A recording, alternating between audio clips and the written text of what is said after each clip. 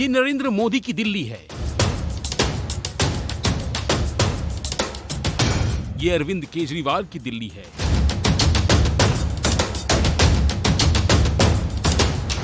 ये राहुल गांधी की दिल्ली है।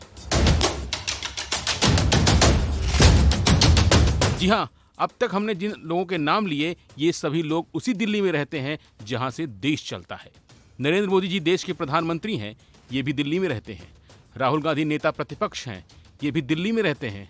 और अरविंद केजरीवाल तो दिल्ली के मुख्यमंत्री ही हैं, लिहाजा ये भी दिल्ली में ही रहते हैं।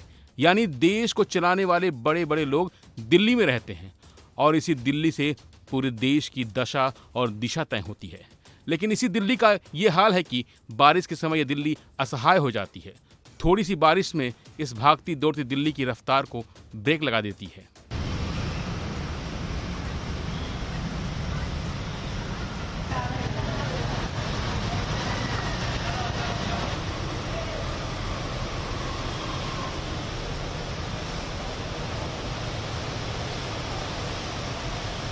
अब जरा इस तस्वीर को ही देख लीजिए, जो दिल्ली के ओखला अंडरपास की है, जहां बारिश के बाद इतना पानी भर गया कि आप इसमें से आसानी से नहीं गुजर सकते।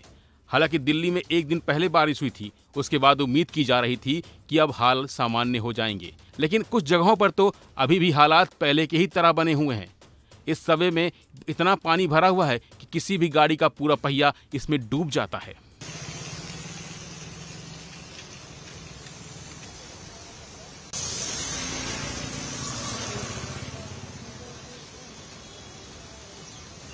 अब जरा सोचिए कि अगर किसी को पैदल इस सबवे को गुजरना हो तो उसका क्या हाल होगा। ये तस्वीरें देश की राजधानी के ऊपर किसी धब्बे से कम नहीं है। खैर, ये तस्वीरें तो बारिश के एक दिन बाद की हैं। अब जरा सोचिए कि जिस दिन बारिश हुई होगी उस समय क्या हालात रहे होंगे। खैर, आप अपने दिमाग पर ज्यादा जोर मत डालिए, हम आपको उस दिन की तस्वीर भी दिखा देते हैं जब बारिश की वजह से पूरी दिल्ली पानी पानी हो गई थी। अब इन तस्वीरों को देख लीजिए। इन्हें देखकर क्या कोई कह सकता है कि ये विकासशील भारत की राजधानी की तस्वीर है जो एक दिन की बारिश में इस कदर डूब गई है। अब सवाल उठता है कि आखिर क्यों थोड़ी सी बारिश में दिल्ली का ये हाल हो जाता है।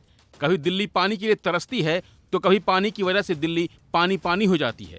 हालांकि इस तरह के हालात जब भी बनते हैं तो नेता तो कुछ समय के लिए सामने आते हैं और अगली बार सब कुछ ठीक करने की बात कहकर आगे बढ़ जाते हैं, और अगली बार भी यही हालात होते हैं। तो अगली बार जब नेताजी आपसे वोट मांगने आए तो उन्हें तस्वीर जरूर दिखा दीजिएगा और एक बार पूछ लीजिएगा कि ये तस्वीर कब बदलेगी। फिलहाल के लिए इतना ही, बाकी अपडेट लिए बने रहिए वन इंडिया हिंदी के साथ।